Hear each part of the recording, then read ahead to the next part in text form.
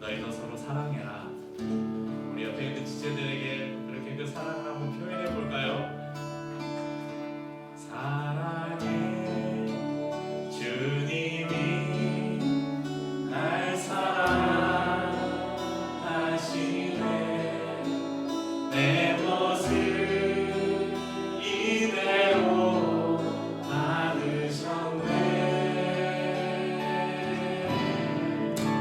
사랑해 주님이 날 사랑하듯이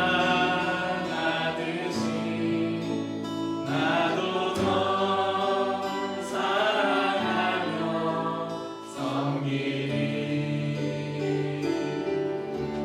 그냥 하면 좀 썰렁하니까 할까 말까 고민했는데 두 사람씩 짝을 이어서 한 사람은 오른손으로 손을 잡고 한 사람은 왼손으로 율동을 하면서 자, 사랑해 할 때는 하트를 두 분이서 예쁘게 그리셔야 됩니다. 두 분씩 짝을 지으시고 우리 주원이는 채민이랑 주원아 옆으로 올라가. 우리 채민이 아빠 채민이 엄마 손 잡으시고 자, 저 나무집 저기 남편 아내하고 손을 잡으시면 안 되고 자기 가족들하고 아니면 동성끼리 손을 잡으시고 자 이렇게 손을 모으세요. 다른 손을. 네. 자, 사랑해. 저를 따라서 율동을 하면서 사랑해 주님이 날 사랑. 하트예요. 하트 동그라미가 아니고 내 모습 머리부터 이대로 받으셨네. 사랑해 하트 주님이 날 사랑하듯이 여사람 보면서 나도 널 사랑하며 사랑. 우리 알아주시면서 섬기. 쑥스러우세요? 너무 주원이하고 왜 채민이 안 해요? 둘만 하면 그럼 그 자리에 서서 정이 없다. 우리가 옆에 있는 심지어는 내 아내, 내 남편, 내 아들, 내 엄마 아빠를 사랑하기가 쉽지 않아요. 우리가 제약된 인간이기 때문에. 그런데 끊임없이 우리가 이해하고 용서하고 사랑할 수 있는 힘이 어디에 있느냐? 바로 우리를 그렇게 용서하시고 사랑하신 예수님이 우리를 그렇게 사랑하시기 때문에 그 사랑의 힘만으로 힘이 있어야 옆에 있는 우리의 가족들, 또 우리 주위의 친구들, 우리의 동료들, 우리의 이웃들을 사랑할 수 있는 것을 기억하셨으면 좋겠습니다.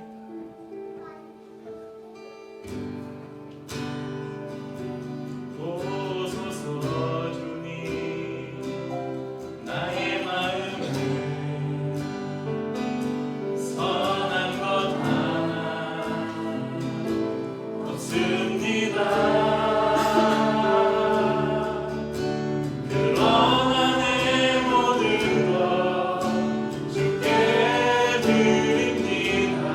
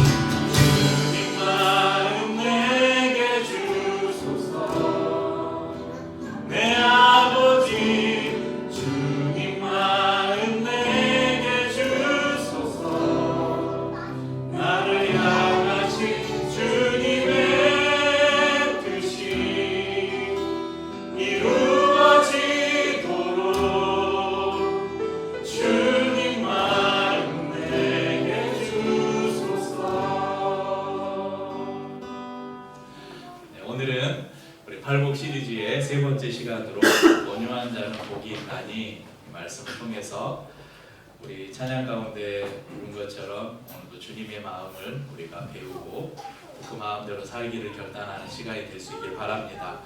사진을 한 장 보여드리겠습니다. 아주 멋진 개가 한 마리 있는데요. 무슨 견종인지 아세요?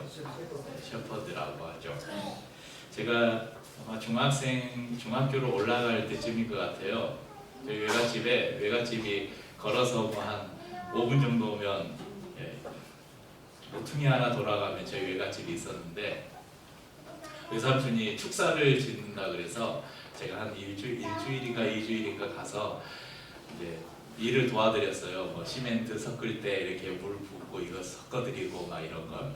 그래서 그 일이 끝나니까 외삼촌이 어디서 셰퍼드 새끼 2마리를 누가 줬다고 가지고 왔어요. 그래서 야, 너 고생했으니까 한 마리 더 가져라. 그래서 제가 중학교 때부터 집에서 셰퍼드를 한 마리 키워서 진짜 요거하고 똑같이 생겨 정말 멋있었어요. 근데 제가 이 개를 너무 좋아했는데 이 굉장히 맹견이잖아요. 맹견이거든요. 근데 우리가 생각할 때 셰퍼드는 대부분 얌전한 개라고 생각을 해요. 왜냐면 훈련하기가 좋거든요. 그러니까 이 개도 저희가 키울 때 얼마나 온순한지 몰라요. 그런데 낯선 사람이 오면 아주 맹렬하게 짖습니다. 근데 저희 가족들한테는 막 꼬리를 치면서 세상 그 조그만 개들이 막 그 재롱 피우는 그거 똑같아요. 그래서 제가 한 고등학교쯤 됐을 때 걔가 엄청 컸어요. 그때 제 덩치만큼 컸어요. 근데 이제 저희가 이렇게 시골에 살다가 이제 여수 시내로 이사를 가게 됐어요. 그때 이제 저희가 그 여수에 가면 석유화학 단지가 있잖아요. 그 석유화학 단지들이 이제 계속 확장을 하면서 이주하게 돼서 이제 택지를 이렇게 개발해가지고 이주를 했는데 어머니가 개 못 데리고 간대요. 거기서 개 짖고 그러면 그때는 이제 마당도 엄청 집이 뭐 옛날 시골집 아시잖아요. 화장실이 이제 푸세식 화장실인데 한참 걸어가야 화장실이 있고 막 집에 텃밭이 막 요따만하게 있는 그런 넓은 집이어서 개를 뭐 풀어놓고 키워도 됐는데 이제 이사가는 집은 이제 시내에 양옥집이니까 마당도 없고 조그맣고 그러니까 못 키운다고 그래서 학교 갔다 온 사이에 팔아버렸어요. 그리고 제가 얼마나 울었는지 그런 기억이 있습니다. 너무 멋있었거든요. 그래서 이 셰퍼드는 원래 사나운 개인데 훈련을 잘 시키면 아주 유용하게 쓰이죠. 그래서 군대에서 군견으로 제일 많이 쓰는 견종이 바로 셰퍼드고 또 경찰견으로도 마약 탐지견이나 또 이런 종류로 많이 쓰입니다. 오늘 온순이라는 말을 배울 건데요. 온순, 또 온유. 온유는 뭔가 비굴하고 힘이 없고 이런 의미가 아니에요. 방금 셰퍼드가 저렇게 용맹스럽게 생겼는데 이 셰퍼드 안에 있는 그런 막 그 맹수성을 잘 제어를 하면 얼마나 얌전한지 몰라요. 그래서 군견, 경찰견들 이 개를 훈련시키고 통제하는 사람의 말을 100% 따라서 듣잖아요. 온유는 히브리어의 아나임이라는 단어인데요. 구약에서는 이 온유라는 단어가 비천함을 나타내는 단어예요. 그러니까 신약에서는 겸손함으로 이렇게 번역이 됐는데 이 단어가 사용된 구약의 성경 구절을 보면 이사야서 61장 1절에 주 여호와의 영이 내게 내리셨으니 여호와께서 내게 기름을 부으사 가난한 자에게 아름다운 소식을 전하게 하려 하심이라 나를 보내사 마음이 상한 자를 고치며 포로된 자에게 자유를 갇힌 자에게 노임을 선포하며 여기서 나오는 가난한 자 여기서 이 가난이 이 아나임이라는 단어를 사용합니다. 또 스바냐서 2장 3절에 보면 여호와의 규례를 지키는 세상의 모든 겸손한 자들아 너희는 여호와를 찾으며 공의와 겸손을 구하라 너희가 혹시 여호와의 분노의 날에 숨김을 얻으리라. 여기에 나오는 겸손한 자들 겸손을 구하라 여기에 사용되는 겸손이 바로 이 아나임이라는 단어입니다. 그렇기 때문에 예수님께서 지금 이 말씀을 하시는 산상순에서 이 말씀을 하시는 그 당시에 아직 신약 성경이 기록되지 않은 시점이에요. 이 유대인들에게는 지금 그들이 가지고 있는 성경은 뭐예요? 구약 성경밖에 없는 거예요. 구약 성경 안에 기록된 이 아나임이라는 단어는 우리가 지금 생각하는 온유하면 너무 좋은 단어잖아요. 그래서 제 주위에도 온유라는 이름 가수 중에도 온유 있죠. 온유들 샤이니 온유. 제가 저기 언덕나무 교회 목사님 딸도 온유고 주위에 온유라는 이름 아마 한두 번쯤은 다 들어보셨을 거예요. 교회 다니는 우리 성도님의 자녀의 이름에 온유를 사용을 많이 합니다. 왜냐하면 이게 좋은 의미이기 때문에. 근데 예수님 당시에는 이 온유가 그렇게 좋은 의미가 아니었어요. 부정적인 의미였어요. 가난함, 비천함. 우리말로 겸손은 지금 우리에게 좋은 미덕이지만 당시의 겸손은 요즘으로 말하면 비굴함 이런 의미였어요. 그래서 그리 좋은 의미가 아니었다는 것이죠. 그래서 당시에 이 산 위에서 예수님의 말씀을 듣던 당시에 그 수많은 회중들이 예수님께서 온유한 자가 복이 있다 하실 때 적지 않게 아마 충격을 받았을 거예요. 어떻게 온유한 사람이 복이 있지? 온유함이 어떤 것이기에 온유한 자가 복이 있다 말씀하셨을까? 이 온유함은 상한 심령하고 어근을 같이 하지만 조금 다른 의미를 가지고 있습니다. 상한 심령이 하나님께서 기뻐하는 심령이 상한 심령이다 그렇게 말씀하셨잖아요. 근데 이 상한 심령은 무엇에 초점을 맞추면 죄에 초점을 맞춰요. 그런데 이 온유함이라는 것은 거룩함에 초점을 맞춥니다. 그러니까 상한 심령은 나 자신을 바라보면서 내가 죄인이라는 걸 깨닫는 거예요. 내가 죄인이라는 걸 깨닫으면 어떤 마음이 생겨요? 상한 마음이 생기는 거예요. 하나님, 저는 죄인입니다. 하나님 앞에 설 수 없는 부끄러운 자입니다. 그러니까 상한 마음이라는 게 막 그런 거잖아요. 뭔가 막 슬픈 일 할 때 여러분 막 가슴을 치는 거 있잖아요. 그런 마음이에요. 반면에 온유함은 어떤 마음이냐? 하나님이 너무나 거룩하신 거예요. 하나님의 거룩함을 보면서 야, 나도 저 하나님처럼 거룩해져야 되겠다. 의로워져야 되겠다. 그런 마음을 갖는 결과를 낳는다는 것입니다. 예수님께서 온유한 자가 복이 있다 말씀하셨으니까 우리 모든 사람들이 다 복을 좋아한다 그랬잖아요. 특히 한국 사람들 복을 좋아하잖아요. 우리 그리스도인들도 예외는 아닙니다. 그런데 세상 사람들이 말하는 복 말고 성경이 말하는 복, 예수님께서 말씀하신 복을 우리가 받고 싶잖아요. 그럼 오늘 말씀을 통해서 우리 예수님께서 약속하신 그 복된 삶을 우리가 살기를 원합니다. 아까도 말씀드렸지만 히브리 전통에서 이 온유함은 굽히다, 굴복한다, 절한다 이런 의미를 가지고 있어요. 하지만 이것은 성경적인 정의가 아닙니다. 히브리 전통의 정의이고 성경적인 정의는 우리가 그 국어사전에 나오는 것처럼 온유가 온화하고 유순하다 그런 의미예요. 그 정의대로 유순하고 온화하고 부드럽고 다정하고 인내심이 있고 순종적인 사람을 말할 때 우리가 온유한 사람이다 이렇게 말합니다. 그래서 이 온유함의 대표적인 이 온유함의 성품을 가진 분이 바로 예수님이시죠. 온유함은 무기력함이나 무능을 말하는 것이 아닙니다. 예수님께서는 한없이 온유하셨지만 예수님이 무능하셨습니까? 그분이 무기력한 분이셨나요? 그렇지 않으셨죠. 잠언 25장 28절에 이런 말씀이 있습니다. 자기의 마음을 제어하지 아니하는 자는 성읍이 무너지고 성벽이 없는 것과 같으니라. 그러니까 힘이 있어도 그 힘을 제어하지 못하면 이 사람은 무너진 성읍과 같은 사람이라는 것입니다. 하지만 마음을 다스리는 이 온유함을 가진 사람은 어떤 사람인가? 잠언 16장 32절에는 이렇게 말씀해요. 노하기를 더디하는 자는 용사보다 낫고 마음을 다스리는 자는 성을 빼앗는 자보다 나으니라. 여기서 말하는 노하기를 더디한다, 마음을 다스린다, 이게 다 온유함의 성품에서 나오는 거거든요. 그러니까 온유한 사람은 힘센 용사보다 오히려 더 강하다는 거예요. 성을 빼앗는 자, 이 성을 빼앗는 자보다 오히려 더 강한 사람이라는 것입니다. 온유함은 비겁함도 아니고 자신감의 결여도 아닙니다. 또한 인간적인 친절함도 아닙니다. 온유함은 나 스스로는 모든 것이 불가능합니다. 그러나 하나님으로는 모든 것이 가능합니다라고 고백하는 것입니다. 온유한 사람은 자신을 어떻게 나타낼까? 다른 사람에게 자신을 어떻게 나타낼까? 우리가 성경에 나오는 몇몇 인물들을 통해서 이 온유함에 대해서 우리가 배우기를 원합니다. 먼저 이 창세기 13장의 말씀을 보면 아브라함과 그의 조카 롯이 나오는데요. 둘이 함께 살았어요. 그런데 하나님이 복을 주셔서 서로의 소유가 많아지는 거예요.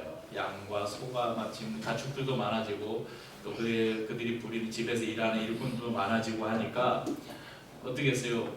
땅은 한정돼 있고 가축은 점점 늘어나고, 그래서 어느 한 지역에서 풀을 먹이는데 야 여기는 우리 구역이야, 야 너희 구역이야, 절로 가, 막 이제 목자들 사이에 다툼이 일어났다 기록되어 있어요. 그때 아브라함의 입장에서는 어떻게, 아브라함이 먼저 그 땅에 있었고 그 땅에 어떤 소유권을 주장하면 아브라함이 먼저 주장할 수 있었어요. 그런데 아브라함은 이렇게 말합니다. 창세기 13장 8절 9절에 아브라함이 롯에게 이르되 우리는 한 친족이라 나나 너나 내 목자나 서로 다투게 하지 말자. 내 앞에 온 땅이 있지 아니하냐. 나를 떠나가라. 내가 좌하면 나는 우하고 내가 우하면 나는 좌하리라. 뭐냐면 야 우리가 한 가족인데 어떻게 이렇게 맨날 싸우겠냐. 서로 좀 넓은 땅으로 이제 좀 옮기자. 그런데 선택권은 너에게 먼저 줄게. 너가 보고 어디가 더 비옥하고 풀이 많고 좋은 땅인지 너가 먼저 골라라. 네가 왼쪽으로 가면 내가 오른쪽으로 가고 너가 오른쪽으로 가면 내가 왼쪽으로 갈게. 이렇게 말하고 있는 것입니다. 이것이 바로 온유함입니다. 여러분, 또 우리는 요셉의 이야기를 잘 알고 있습니다.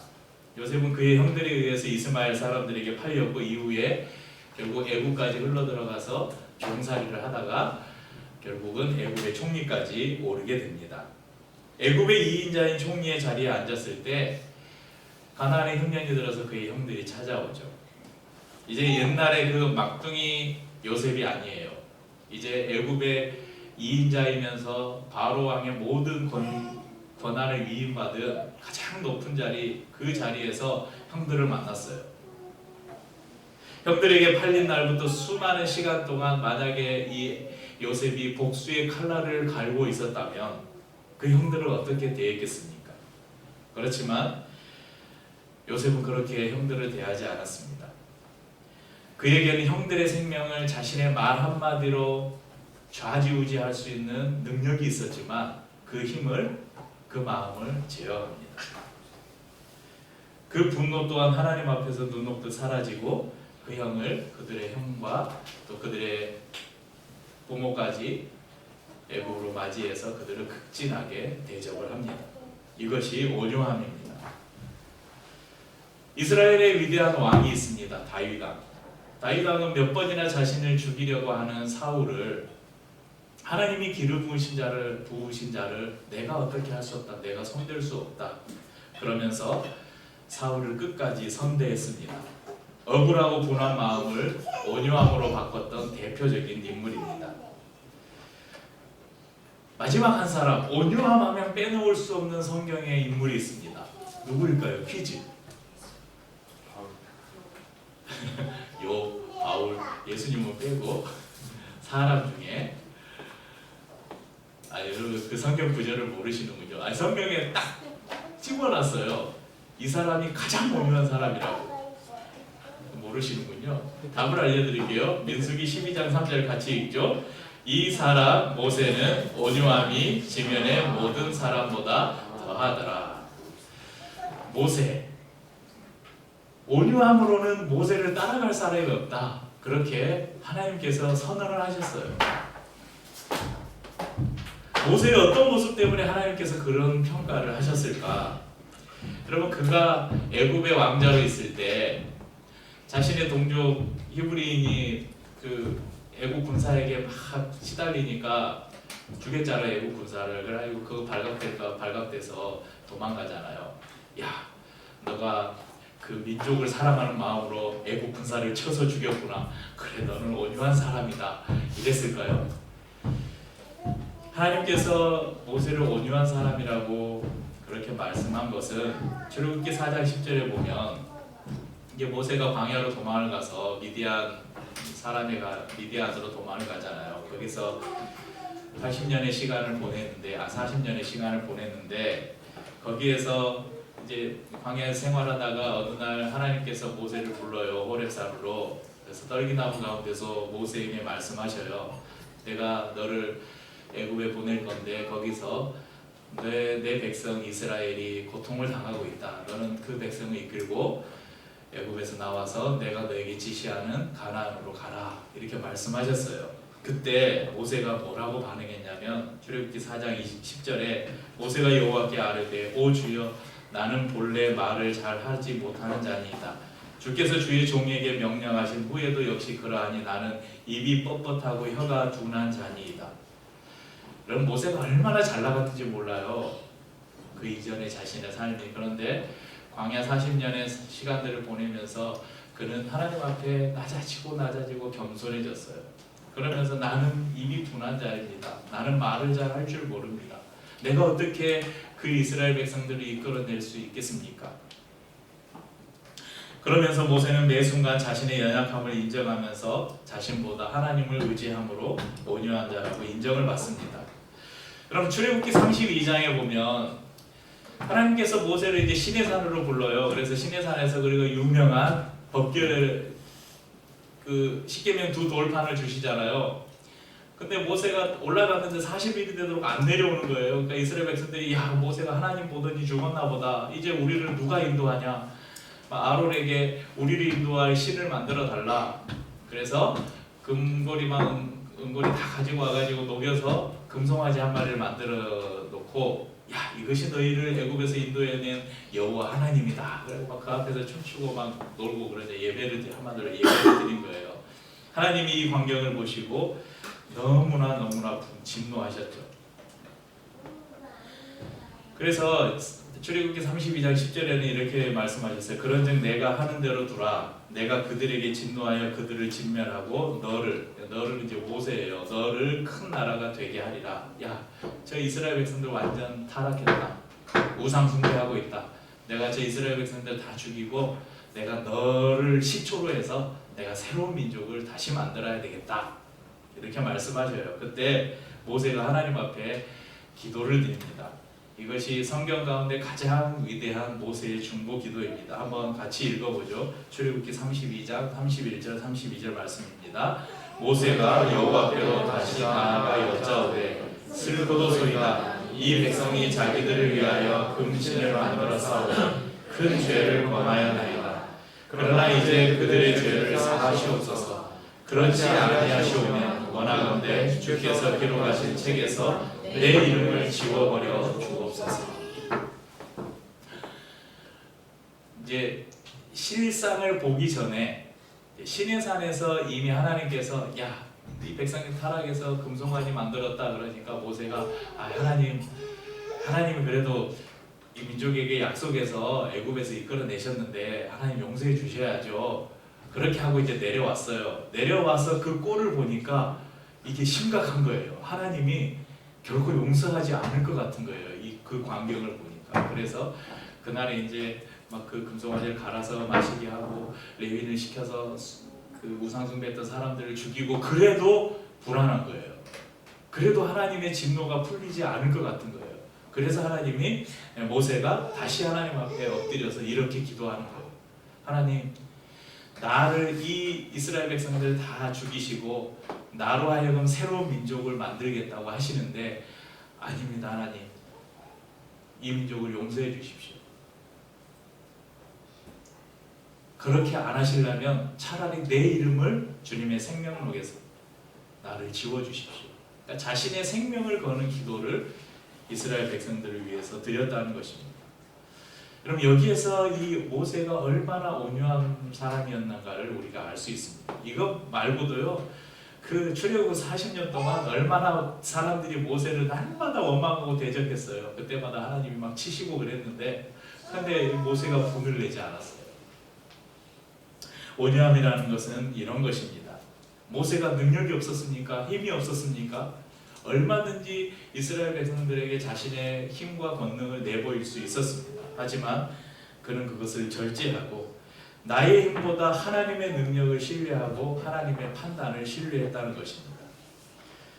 나의 안위보다 그리고 나의 성공보다 타인의 삶을 먼저 돌아보는 사람, 이 사람이 바로 온유한 사람입니다. 그러면 온유함의 결과는 어떤 것인가? 오늘 예수님께서 온유한 사람에게 무슨 복을 약속하고 있습니까? 온유한 자는 복이 있나니 땅을 기업으로 받을 것이니요. 요즘 땅값이 얼마나 비싼가 모릅니다. 집을 짓는 돈보다 땅을 사는 돈이 훨씬 더 많이 들어가는 시대입니다. 온유한 자는 복이 있나니 땅을 주신다. 얼마나 복된 말씀입니까? 아멘 하셔야죠. 요만큼 온유한 사람은 땅 50평 주고, 조금 더 온유한 사람은 100평 주고, 완전 온유한 사람은 한 40평 이렇게 주면 여러분 어떻게 사시겠어요? 엄청 온유하게 사시겠죠. 그런데 이 땅이 문제는 그 땅이 아니라는 거예요. 우리의 눈앞에 보이는 물질적인 땅이 아니라는 것입니다. 오늘 본문이 말하는 땅이 무엇일까? 첫째는 지경을 의미합니다. 지경.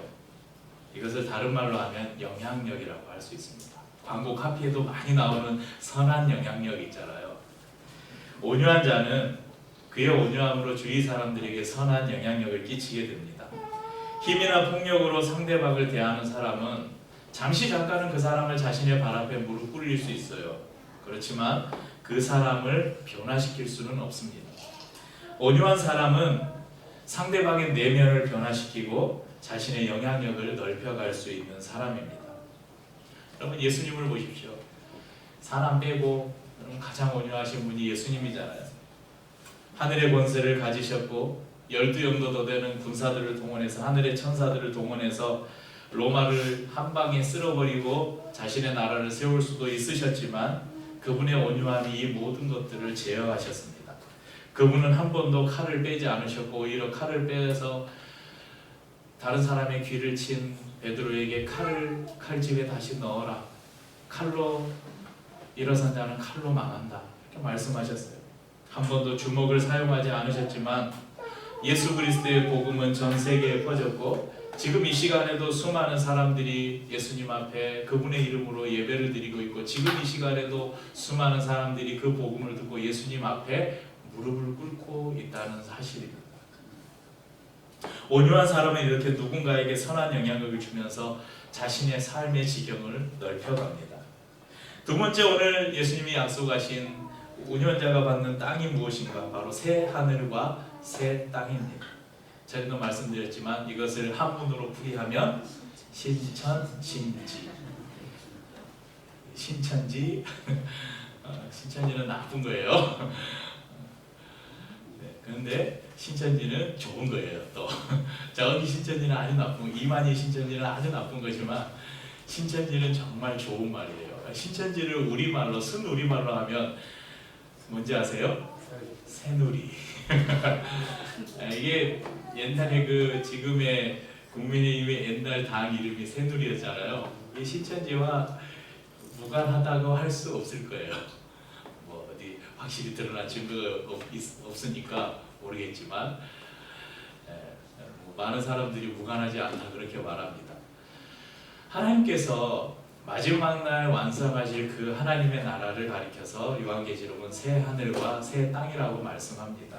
오늘 예수님께서 우리에게 약속하신 그 땅을 기업으로 주신다. 이 말씀이 바로 우리에게 새 하늘과 새 땅을 주실 것에 대한 약속입니다.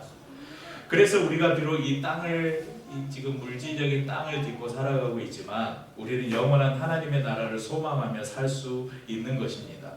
온유한 자가 땅을 기업으로 받는다. 이것은 바로 우리에게 하나님의 나라를, 하나님의 나라의 백성이 될 것이다. 이 약속을 우리에게 주시는 것입니다. 여러분, 내가 온유한 사람인지 어떻게 알 수 있을까? 스스로를 생각해 보십시오. 나는 온유한 사람일까? 나는 얼마나 온유한 사람일까? 여러분의 내면을 점검해 보시길 바랍니다. 나는 얼마나 자제력이 있는 사람인가? 거룩한 분노 외에 나는 얼마나 화를 자주 내는가? 나는 나의 일보다 다른 사람의 일에 더 관심을 갖고 살고 있는가? 나는 하나님의 말씀과 공동체의 질서에 순종하고 있는가?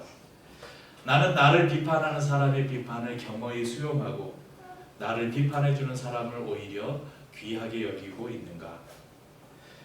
스스로를 늘 점검해 보면서 예수님의 온유함, 그리고 성령의 그 이름을 올린 수많은 믿음의 사람들의 그 온유함을 우리도 따라가기를 원합니다. 오늘 예수님께서 세 번째 복으로 말씀하신 온유함을 기억하면서 하늘의 모든 권세를 가지셨지만 그분은 하늘의 모든 권세를 다 버리셨다고 말씀하셨습니다. 그리고 심지어는 십자가에서 자신의 물과 피까지 온전히 다 버리셨습니다. 온유하신 예수님을 따라서 우리도 온유한 사람이 되어서 이 땅에 사는 동안은 여러분들을 통해서 여러분의 삶의 지경이 넓혀지기를 축복합니다. 여러분의 삶을 통해서 누군가 그 선한 영향력을 받고 그 사람이 예수 그리스도를 아는 그 생명이 전달되는 것뿐만 아니라 여러분의 삶을 통해서 또 여러분의 가정을 통해서 이 아름답고 복된 그리스도인의 삶이 다른 사람들에게 계속 선한 영향력으로 퍼져갈 수 있기를 바랍니다. 또한 우리가 그 온유함으로 살아갈 때 하나님 나라의 백성임을 기억하면서 이 땅에 우리의 삶의 목적을 두는 것이 아니라 저 하늘 우리에게 주실 새 하늘과 새 땅을 바라보면서 살아가는 성도님들이 될 수 있기를 주님의 이름으로 축복합니다. 우리 찬양하고 상찬 나누겠습니다. 주님 말씀하시면 내가